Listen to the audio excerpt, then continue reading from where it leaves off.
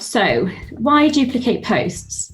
Duplicating a post allows you to reuse the same messages, links, images from another post. It's a very useful function for running a campaign that extends over a period of time, reusing posts that have been very successful, if you have an upcoming event and want to keep momentum going, or if you want to continue to promote a fundraising project. Okay, so to promote a post, you go to the publisher menu and click on the post that you would like to duplicate.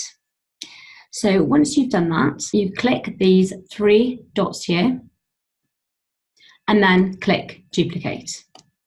Okay, so once you've done that, your duplicate post will now appear and you can edit this. So it's up to you, you can keep it exactly the same, or for example, if you'd like some hashtags, you can edit the text, you can edit the image, just as we talked about in the same way that you created the posts, and then send it out.